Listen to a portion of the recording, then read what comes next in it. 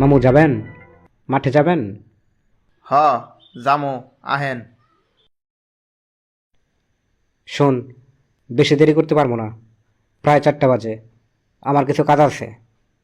আচ্ছা। নেন মামা, ভাড়াটা রাখেন।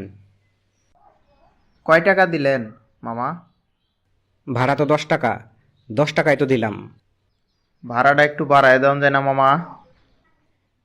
ঈদ তো শেষ হয়েছে অনেক আগে, এখন আবার ভাড়া বাড়াই দিব কেন? গত 10 বছর ধরে এই রাস্তাটুকের ভাড়া 10 টাকাই থেকে গেল। জিনিসপত্রের যে দাম, অবশ্য দাম বাড়নেরই কথা, কিন্তু বেশি বাইরে গেলে আমগর মতো মানুষের সংসার চালানি দায় হয়ে যায়। মানুষের কাছে 5-10 টাকা বেশি চাইতে শরম করে, অনেকে তো আবার অপমানও করে। মামু 10 টাকা বাড়াই দাও। আচ্ছা এই নেন মামু, রাখেন। মামু একটা ধরো, টস করি। লেখ আগে, পরে ধরতাছি। না, আগে ধরো, পরে লেখতাছি। এইটা কোনো কথা হইল? টস করা লাগবো না, তোর যা ইচ্ছা তাই কর। তাইলে বল করো। মোবাইল নম্বরটা কই লুকায় রাখছস? দিলি না তো? কার মোবাইল নাম্বার? উফ রে, ওই যে সেদিন গেছিলাম না এক জায়গায় তোরে নিয়া। সময় হইলে দিমু। মামু বল দাও, আস্তে দিও।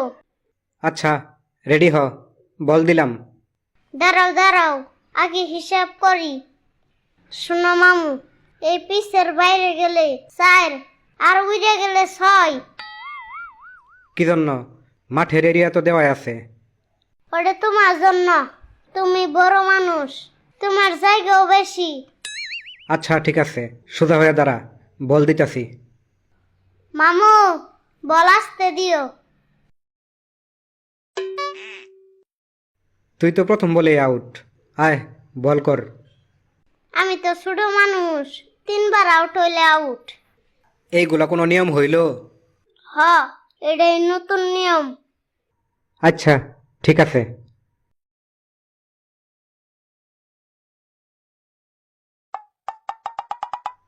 এখন তো আউট হইছস, আয় বল কর। হ, এখন তুমি ব্যাট করো।